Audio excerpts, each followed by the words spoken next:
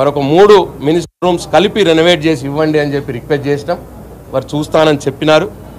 నేను ఎల్ఏ గారికి కూడా రిక్వెస్ట్ చేస్తూ ఉన్నా, ముఖ్యమంత్రి గారికి కూడా రిక్వెస్ట్ చేస్తూ ఉన్నా, ఇది మంచి పద్ధతి కాదు. మీరు ఇట్లా ఎల్ఓపి ఆఫీసుని తీసుకోవడం, దానికి మళ్ళీ ఎక్కడో ఒక దగ్గర ఒక చిన్న రూమును అలాట్ చేసి అక్కడ కూర్చోండి పొండి అనడం, అది చాలా అవమానకరంగా ఎల్ఓపి యొక్క స్టేటస్ని దిగజార్చే విధంగా. అసలు ఎల్ఓపి గారికి వారికి గౌరవం ఉంటుందే అసెంబ్లీలో. ఆ అసెంబ్లీలో వారు కూర్చోవడానికి సరిగ్గా గది ఇవ్వకపోతే ఇంకా ఎల్ఓపికి, లీడర్ ఆఫ్ అపోజిషన్కి గౌరవం ఏముంటుంది? కాబట్టి ఆలోచించాలని చెప్పి నేను కోరుతా ఉన్నాను. లీడర్ ఆఫ్ అపోజిషన్ గౌరవానికి తగ్గట్టుగా వారికి ఆఫీస్ ఇవ్వాలని చెప్పి కోరుతా ఉన్నాం మరొకసారి. అట్లనే ఇప్పటిదాకా ఎట్లనైతే ఎంత ఏరియా ఆఫీస్ అయితే ఉన్నదో ఇప్పుడు కూడా గంతే ఏరియా ఆఫీస్ ఇవ్వమంటున్నాం. మేము ఎక్కువ ఏం అడుగుతలేము. ఆ ఫెసిలిటీ ఇప్పటిదాకా ఎట్లా ఉందో గట్లనే ఇప్పుడు ఇవ్వమంటున్నాం లీడర్ ఆఫ్ అపోజిషన్ వారికి. మా గౌరవ ఎమ్మెల్సీలకు కూడా మరి ఒక అకామిడేషను మరి ఇక్కడ కావాలని చెప్పి కోరడం జరిగింది. మా గౌరవ ఎమ్మెల్సీలు అందరూ కూడా అసెంబ్లీలో ఒక రూమ్ వాళ్ళకు కూడా ఇవ్వాలని చెప్పి కోరడం జరిగింది. ఎక్కడెక్కడైతే ప్రతిపక్ష పార్టీ ఎమ్మెల్యేలు గెలిచినారో, ఎక్కడెక్కడైతే మా బీఆర్ఎస్ పార్టీ ఎమ్మెల్యేలు గెలిచినారో ఆయా నియోజకవర్గాల్లో ప్రోటోకాల్ చాలా దారుణంగా ఉల్లంఘించబడతా ఉన్నది. చాలా దారుణంగా. ఎప్పుడు కూడా ఇట్లా జరగలేదు. ఎవరైతే కాంగ్రెస్ పార్టీ అభ్యర్థిగా పోటీ చేసి ఓడిపోయినారో వారే ఎమ్మెల్యేగా బిహేవ్ చేస్తూ ఉన్నారు నియోజకవర్గాల్లో. మరి మేమందరం కూడా ప్రజలతో ఎన్నుకోబడిన వాళ్ళం. అది అధికార పార్టీ ఎమ్మెల్యే అయినా ప్రతిపక్ష పార్టీ ఎమ్మెల్యే అయినా మా నియోజకవర్గాల్లో మేము మా ప్రజలతోటి మేము ఎన్నుకోబడిన వాళ్ళం. కాబట్టి ఎటువంటి ప్రోటోకాల్ ఉల్లంఘన కూడా జరగద్దు అని చెప్పి స్పీకర్ గారికి రిక్వెస్ట్ చేయడం జరిగింది. వారికి కొన్ని ఉదాహరణలు కూడా చెప్పినాం.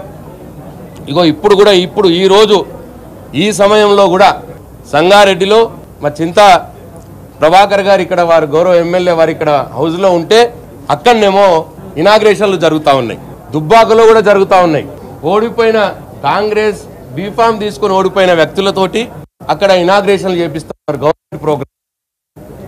మినిస్టర్ గారు ఉంటే మాకేం అభ్యంతరం లేదు. మినిస్టర్ గారు ఎమ్మెల్యే గారు ఉంటారు. ఇవాళ ఒక పార్టీ నాయకులు పోయి, కాంగ్రెస్ పార్టీ నాయకులు పోయి మరి వాళ్ళ గవర్నమెంట్ ప్రోగ్రాంలలో వాళ్ళే ఉంటున్నారు.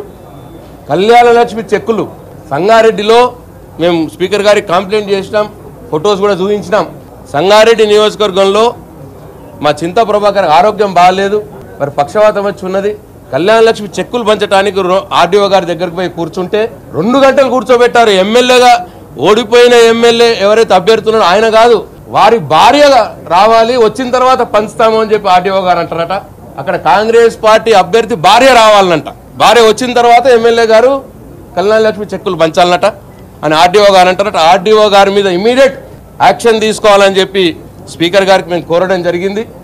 మరి ఇటువంటి ప్రోటోకాల్ ఉల్లంఘనల మీద సీరియస్గా స్పందించకపోతే మరి అది ప్రజాస్వామ్యాన్ని కూని చేసినట్టే అవుతుంది. మా అందరికి కూడా స్పీకర్ గారు మీరే రెస్క్యూగా ఉండాలని చెప్పి వారిని కోరడం జరిగింది. మరి వారు చీఫ్ సెక్రటరీ గారికి పిలిపించుకొని మాట్లాడి ప్రోటోకాల్ ఉల్లంఘన జరగకుండా చూసుకుంటాను.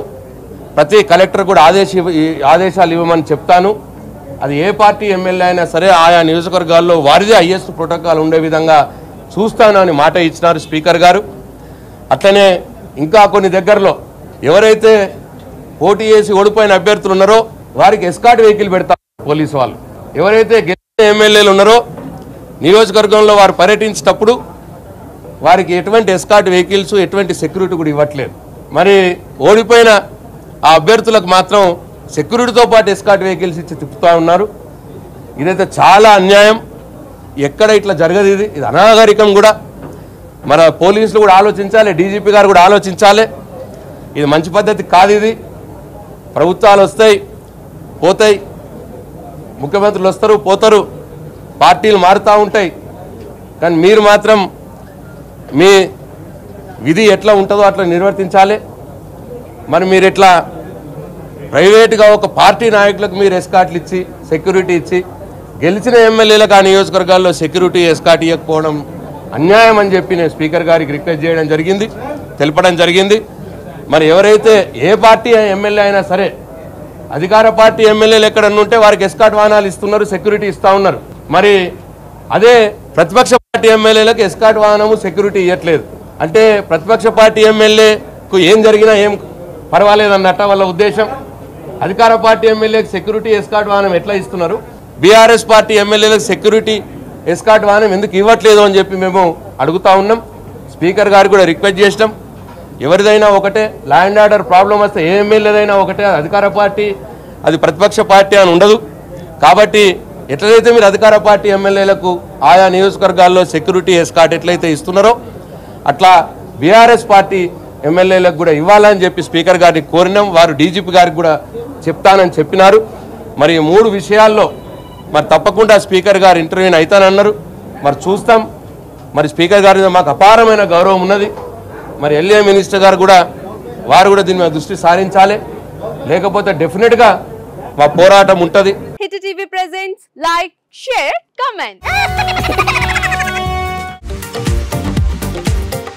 టీవీ వాళ్ళకు కూడా నేను ఒక సర్ప్రైజ్ ఇద్దాం అనుకుంటున్నాను. మీరు మాత్రమే జెస్సీ ఎందుకు అయ్యారు? ఇలాంటి అమ్మాయిలకి పిలవడానికి బాగుంటుంది. చందు సాయికి like you and have a జనాలకి ఒక పేరు నచ్చిందంటే దీనికి ఒక ప్రాసెస్ ఉంటుంది. ఎందుకు ప్రాసెస్ డైరెక్ట్‌గా వెళ్ళిపోదాం. ఏదైనా ఒకటి మర్చిపోయినావా నువ్వు? మర్చిపోయినా మేడం. ఏం మర్చిపోయావు? నా గుండె. ఏదో ఆ టైంకి మన సుడి బాగుంటే ఎవరన్నా చూపిస్తే రాయగలం కానీ డోర్ టు డోర్ సేల్స్ చేసేవాళ్ళు. శారీ వస్తుంది, శారీలో వెనకాల కట్టుకుని